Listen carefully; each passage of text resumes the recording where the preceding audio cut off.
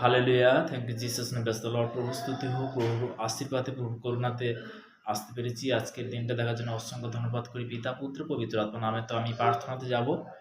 সর্বশক্তিমান ঈশ্বর পিতা, তোমার মহানামে ধন্যবাদ করি পিতা। স্বর্গ পিতা সিংহাসন পিতার পাদে তোমার চরন্তর প্রভু গো, তোমার দাস হতে আমি প্রার্থনা করছি প্রভু গো, যে সকল সন্তানরা রুটিন মানুষের পিতা গো, যে তারা প্রত্যেকটা দিন তারা যে সে আজ্ঞা অনুসারে প্রভু গো, যে পবিত্র বচন তারা প্রভাতে যে শুনছে প্রভু গো, তাদের মধ্যে তাদের জীবনে তুমি পজিটিভলি তুমি পরিণত কর প্রভু।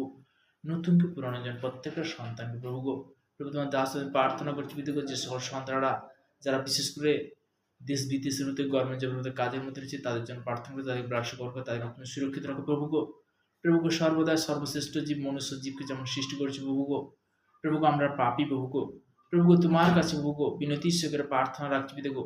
আমরা তোমার বাক্য দ্বারা বলেছি পিতা গো, দ্বিতীয় বংশাবলী তার ৭ অধ্যায় ১৪ পদে প্রভু তোমার বচন বলেছে, আমার প্রজারা যাহার নাম করতে হয়েছে তাদের নম্র হয়ে প্রার্থনা করে এবং আপনাদের কুপতিতে ফিরে আমি স্বর্গ হইতে তা শুনিব, তাদের পাপ ক্ষমা করিবে প্রভু গো। তুমি পাপ ক্ষমা করলে প্রভু গো, তুমি পরিত্রাণ করলে প্রভু গো, তুমি উদ্ধার কর্তা মালিক প্রভু গো। প্রত্যেকটা সন্তান যারা এই মুহূর্তে তারা শুনছে প্রভু গো, তাদের জীবনে সে পাপ থেকে পরিত্রাণ করো যিশু নামেতে।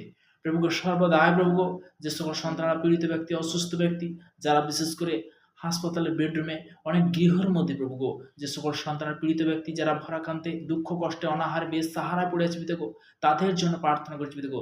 তাদেরকে তুমি অন্ধকার জগৎ থেকে আলোর জ্যোতি দেখো প্রভু গো। তুমি মঙ্গলময় ঈশ্বর প্রভু গো, তুমি সর্বশক্তিমান ঈশ্বর প্রভু গো।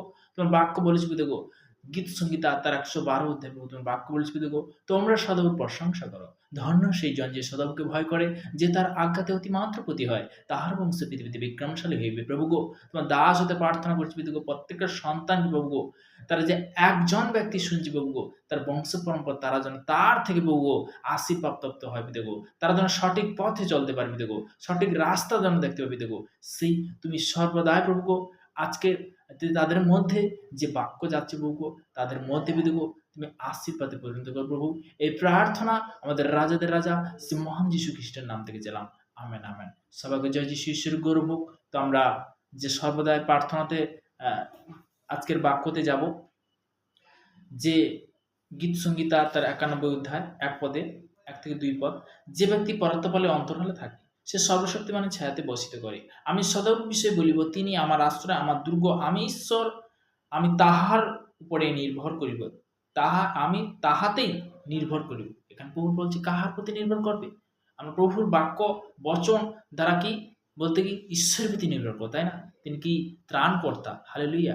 আজকে সত্যি কথা বলতে কি আমরা ঈশ্বর করব, যে আমরা হয়তো অনেক জিনিস কিন্তু জানি না, তো তেমনি বলতে কি আজকের আমরা জানতে পারছি, তাই না?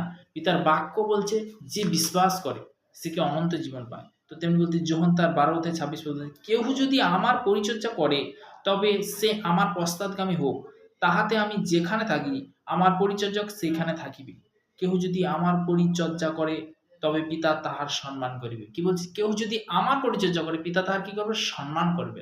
তো তেমনি বলতে কি আমি অনেক আগে বলেছিলাম যে পবিত্র বচন, পবিত্র বাইবেল, আমরা তার একটা নিয়ম আছে। আমরা বলতে কি বাইবেলটা একটা পুরনো নিয়ম, একটা নতুন নিয়ম অবশ্যই যেন আমরা গ্রহণ করি। তখন বলতে কি বাইবেলটাকে কি করা হয়? সম্মান করা হয়। হালেলুয়া। তো তেমনি যে তার পরিচর্যা করে পিতা তাকে কি করবে? সম্মান করিবে। তো তেমনি hallelujah. Thank you Jesus name. Praise the Lord. প্রভু স্তুতিও। আমি বাক্যতে যাব। বাক্য দ্বারা আজকের আমরা প্রার্থনাতে যাব। সে প্রার্থনা হবে। হালেলুয়া। সর্বশক্তিমান ঈশ্বর পিতা, তোমার মহানামে ধন্যবাদ করি পিতাকে। আজকের খুব শুভ দিন, সুন্দর দিন দেওয়ার জন্য তোমাকে গৌরব করি প্রভু, কারণ তুমি গৌরব পাওয়ার যোগ্য প্রভু। প্রভুকে সর্বদা আজকের যে সকল সন্তানরা শুনছে, যে সকল সন্তানরা তোমার সেবা করছে, যে সকল সন্তানরা পিতাগো প্রত্যেকটা মণ্ডলীতে, বিশেষ করে প্রভুগো আমাদের বিশেষ করে মণ্ডলীতে চার্চের মধ্যে পিতাগো প্রত্যেকটা সন্তান, প্রত্যেকটা ব্রাদার সিস্টার এবং প্রত্যেকটা ফাদার তাদের জন্য প্রার্থনা করছি, প্রত্যেকটা ফাস্টার, প্রত্যেকটা আগাভাইয়ের জন্য প্রার্থনা করছি প্রভুগো। তাদেরকে তুমি দীর্ঘায়ু তুমি আশীর্বাদে পরিণত করো প্রভুগো।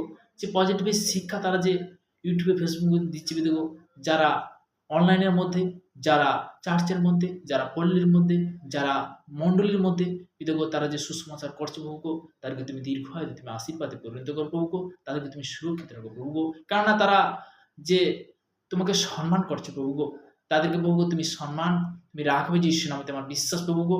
প্রভুগো তোমার দাস হতে আমি প্রার্থনা করছি আমার ভারতবর্ষের বিভিন্ন প্রান্তে যারা ইন্ডিয়ান সৈনিক বিদেগো তাদের জন্য প্রার্থনা করছি, তাদেরকে ব্লাডে কভার করো, তাদেরকে তুমি সুরক্ষিত রাখো প্রভু, তাদেরকে তুমি দীর্ঘায়ু তুমি আশীর্বাদে পরিণত করো প্রভু। প্রভুকে সর্বদা প্রার্থনা করছি, আত্মীয়-স্বজন পাড়া প্রতিবেশী কুটুম্ব বন্ধু সবার জন্য প্রার্থনা ব্লাডে কভার করো প্রভু, তাদেরকে তুমি সুরক্ষিত রাখো প্রভু। এই আমার চাহত প্রভু, প্রত্যেকটা ইউথ সন্তানের জন্য প্রার্থনা, যারা স্কুলে কলেজের মধ্যে বিদেগো ছোট ছোট ইউথ এবং উপযোগিত ইউথ বিদেগো প্রত্যেকটা সন্তানের জন্য প্রার্থনা ব্লাডে কভার করো প্রভু, তাদেরকে তুমি সুরক্ষিত রাখো বিদেগো, তাদেরকে পড়াশোনার শিক্ষা এবং তাদের পিতামাতার যে বিদেগো যে পজিটিভের যে আশীর্বাদ, পজিটিভের যে স্বপ্ন প্রভু সাকসেসফুল করে যিশু নামে। এই প্রার্থনা আমরা নাসরিতে প্রভু যীশু খ্রিস্টের নাম থেকে চাইলাম, আমেন। সবাইকে জয় যীশু, ঈশ্বরের গৌরব হোক।